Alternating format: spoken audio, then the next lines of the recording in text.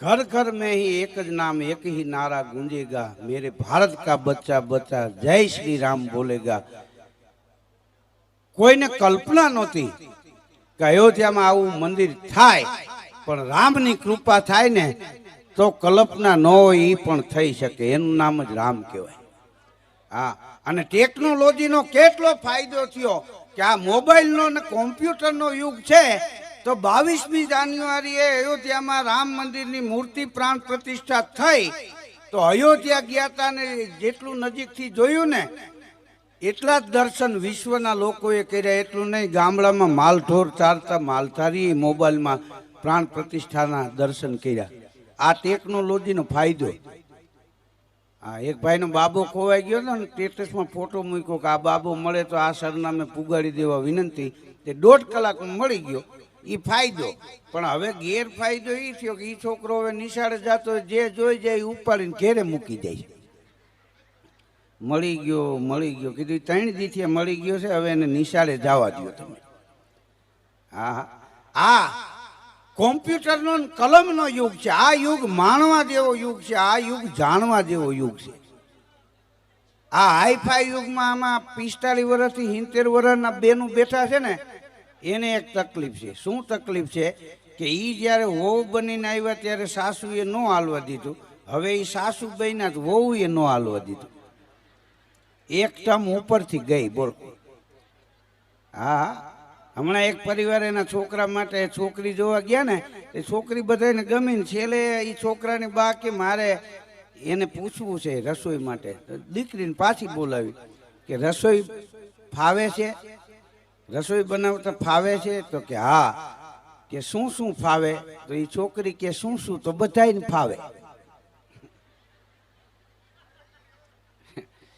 કારણ કે આ અમુક જોક્સ એવા સવારે આમાં ઘડી પડે। હા, અત્યારે સમજાય પડે ને કે સવારે નાતા નાતા દાંત કાઢતા। હા, અત્યારે કેવો સારો યુગ છે। હા, તમે જો અત્યારે છોકરી જોવા જાય ને, છોકરાનો પરિવાર ને છોકરો ને બધાય, તો છોકરી વાળા એમ કે અમારી દીકરી કામ નહીં કરે। કીધું હાથે ખાઈ તો લે ને, નહીં તો ચીપિયા બનાવી, બીજું તો શું કરવું એમ।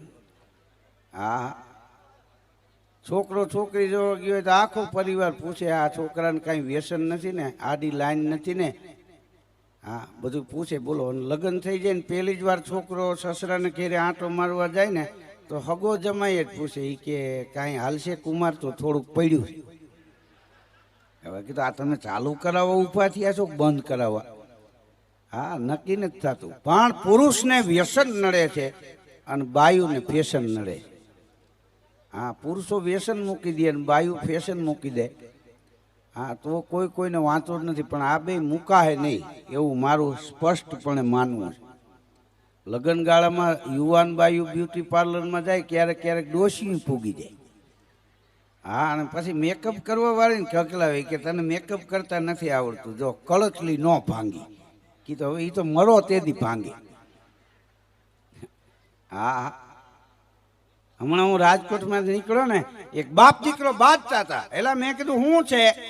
તો છોકરાનો બાપ મને કે ધીરુભાઈ મારો દીકરો છે મગન, એની સગાઈ નક્કી થઈ ગઈ છે, આવતા મંગળવારે સગાઈ કરવાની છે, તો એ કે મારે કાલ જોવા જવું।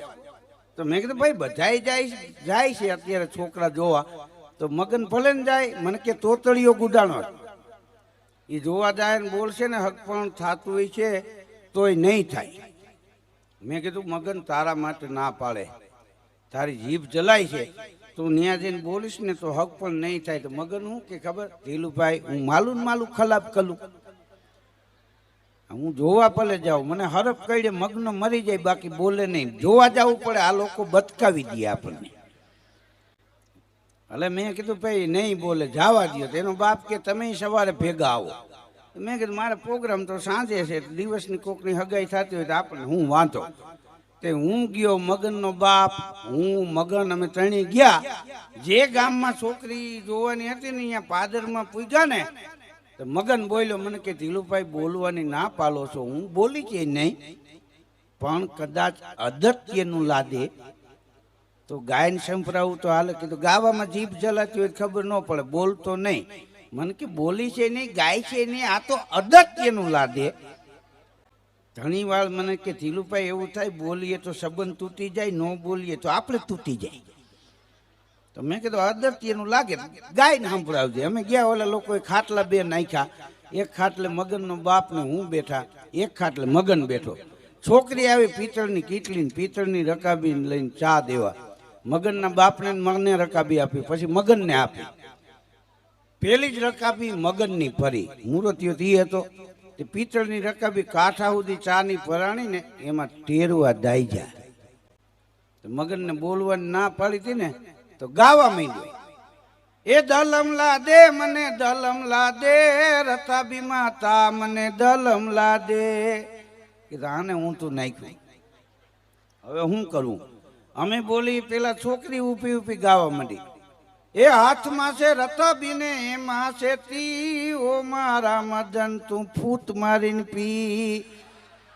ફૂટ માર, ફૂટ માર. ત્યાં તો છોકરીની બા દોડી કે આપણે જોતું તું એવું જલી ગયું ભાઈ.